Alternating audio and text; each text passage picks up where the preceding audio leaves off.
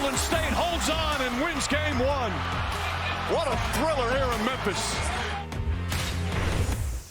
No lacking in drama. Game one between the Memphis Grizzlies and the Golden State Warriors. Ja Morant with the opportunity to win the game at the buzzer. He missed. Klay Thompson with an opportunity to ice it at the free throw line.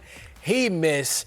What a game. Draymond Green ejected so many things to cause that drama down the stretch. This was an incredible game. A lot of back and forth, big-time stars stepping up. We saw some great young talent. Jaren Jackson, the game he had. Jordan Poole, the game he had on the other side. But at the end of the day, it just came down to guys like Klay Thompson making plays. And on the other end, Memphis, they just didn't quite get the layup that we've seen Ja make in the past early on in the playoffs. But this was a great game. Very well played by both sides. Welcome to Playoff Central Live, presented by AT&T 5G. That's Brendan Haywood. I'm Chris Miles. And let's start with the young stars of this game. Let's put them all in it. Three guys under the age of 22 all scored 30. It's the first time that's happened in a playoff game in NBA history. Ja Morant, 34, 10 assists, 9 rebounds, so 1 rebound shy of a triple-double. Jaren Jackson Jr., 33 and 10, 6 made threes. But Jordan Poole, 31 points, 8 rebounds, 9 assists, off the bench for the Golden State Warriors. And that was the thing. Oh, the death lineup. What are they going to do if they move Jordan Poole to the bench? How productive is he going to be? Jordan Poole, more points than the Memphis Grizzlies' entire bench unit. Well, that's because Jordan Poole is playing at an incredible confidence level right now, and he has an elite skill set. We're talking about a young man that can put the ball down on the floor. He's incredible off the bounce, can take it to the rim. Then at the same time, he has that pull-up jumper, as you see right here, the mid-range game, 92% free throw shooter. There are no weaknesses in his game. His game, you have to give the Golden State Warriors coaching staff a lot of credit. Whoever is doing the skills development over there is doing an incredible job with this young man because they have developed him into one of the best young players that we have in this league. Skills in the Golden State Warriors go hand in hand. Now, getting back to the Memphis Grizzlies and Ja Morant and Jaren Jackson Jr., that's the first time in their franchise history that they had 2 players score 30 or more in a playoff game, and they lost this one by 1. This has got to sting, Brendan, when you look at the fact, again, Draymond Green ejected. Your 2 guys perform at the highest level, and you come up 1 point shy at home. Yeah, if you're Memphis, this definitely hurts because you're riding the momentum of beating Minnesota on their home court. Then you come into this series and you get the game that you get from Ja. Jaren Jackson Jr. looks absolutely unstoppable. And then on top of that, Golden State is down Draymond Green, who gets thrown out in this game because of a questionable flagrant foul 2 call. Everything is going in your favor. The place is rocking. The crowd is insane. And Golden State finds a way to steal game 1 on the road. This has to be a deflating loss for the Memphis Grizzlies because they got such great play and everything seemed like it was on their side. Momentum was going their way. And at the end, Ja Morant just couldn't get the layup to fall. Even got Klay Thompson to miss 2 free throws. When's the next time Klay's going to ever miss 2 free throws in the clutch? Never happened, and I doubt it'll happen again. You see Damian Lillard tweeting championship resilience. Remember, this is an interactive show, so tweet at us, and we'll make sure to put it on a show. Now, let's look at that final play one more time because you love the call by Taylor Jenkins and also Klay on defense. This is an excellent play call. A lot of misdirection right here. That's a lot of fluff. All they wanted to do is get Brandon Clark to catch the ball right here. Ja sprinting really, really hard down the left side, getting to that strong left hand. We know how he finishes. Klay Thompson, great defense. At the end of the play, you see Gary Payton II trying to get in there as well. And Klay did a great job of realizing that Brandon Clark wasn't going to be the primary scorer. When he got the ball, Klay was already rotating to where Ja was going to be at because he understood they didn't draw this play up for Brandon Clark to go one-on-one. So the play design was great.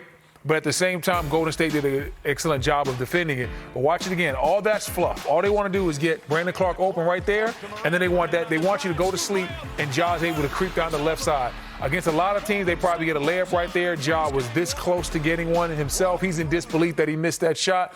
But at the end of the day, that was a great play design. It was executed well. It just didn't fall. It didn't go in. And Golden State's able to steal game 1.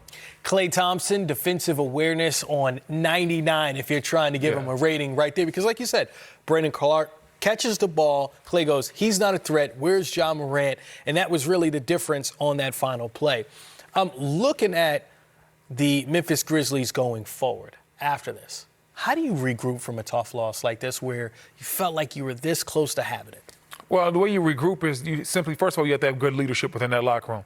Let guys, hey, listen, it's just one game. We didn't get the result that we wanted, but we were right in here. We hung with one of the best teams in the league, and we were able to go ahead and have a chance to win at the end. Now, the next thing you do is you look at what your mistakes were. Some of the shots you gave up. How do we limit Jordan Poole's effectiveness? How do we take away some of these good looks? And then at the same time, Golden State was really, really getting after it on the offensive glass. 16 offensive rebounds. That's the story of the game. We're going to talk about Poole. We're going to talk about the defense. But at the end of the day, you can't give up 16 offensive rebounds if you're the Memphis Grizzlies, especially in a game where Draymond Green fouls out. Yeah, not fouls out, but it's thrown out for flagrant 2. Yeah, we'll look at that in a second. But Steph Curry, 8 for 20 from the field, 24 points. His team gets the victory, so you talk to Steph. How do you sum up how you guys sealed this win on the road? Just composure. Obviously, we've been here and understand that it's a 48-minute game. You got to figure out a way. Obviously, they're at home, got a lot of confidence, and they brought it to us in the first half, but we stuck with it and executed the game plan in the second half. Limited our fouling and our turnovers, and then we got great shots. Clay hit a big one, got a couple stops, and we still a win. Yeah, a lot was working against you guys. Early foul trouble, Draymond ejected. How do you sum up your resilience in the second half overall? The core, we got championship DNA, and we want to, utilize that at this stage. Like, that's what it's all about. You can never let go of the rope in terms of feeling like you're out of the game. So, big win for us. We start the series with 1-0, get home court advantage, get greedy in the second game. Well, one guy who doesn't have that championship DNA, Jordan Poole, showing he knows how to adjust, coming off the bench again in another playoff career high. What can you say about his ease on this stage? He's a hooper, and ultimate confidence in himself, and just the ability to be ready for big moments. Like, we said it all along. Like, once he understood what it takes to be consistent at this level, be ready night in, night out, you can't teach that preparation for the moment. And you either have it or you don't, and he does. Up 1-0 in this series. Congrats on the win, Steph. Appreciate it.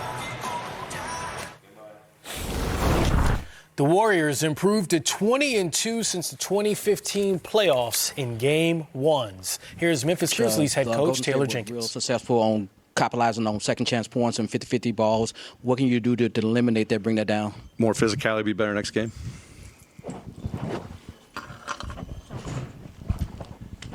Coach, John Jaren tonight played incredible offensively, had some good possessions defensively as well. Just what did you see clicking with them throughout the entire game, especially in the second half? Yeah, they were big for us tonight. I thought, as they changed their lineups, we started utilizing J.J. more in ball screens. Ja was doing a great job finding him. J.J. capitalized. So it's going to be a great film to go back and watch, see where we were successful, see where we weren't. But those two guys were bright spots for sure.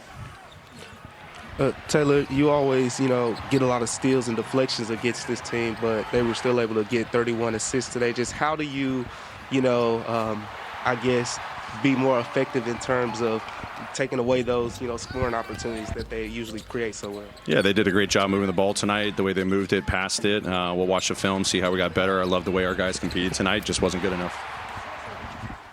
Taylor in the back. 36 hours rest. You guys finish one series, get the rest of the day, come in. Just talk about the performance from your guys because they went toe-to-toe with a very good Golden State team to the last play of the game. Yeah, super proud of our guys. The effort that they gave tonight was phenomenal. There's definitely some mental lapses that we had. We'll easily clean that stuff up. Watch the film tomorrow. Just got to recover, recuperate, get ready for tomorrow to be a big day, to clean stuff up and then get ready for Tuesday's game. But super proud of these guys. For 48 minutes, they busted their tails. There's good and bad that comes with some of the execution, but the effort was absolutely there. It was phenomenal. Taylor, how did things change when Draymond gets ejected for you guys? They played pretty well in the third. Last shot, what were you looking for out of the last shot? Ja to go make a play. He had a great look, just didn't happen to go in. Coach, right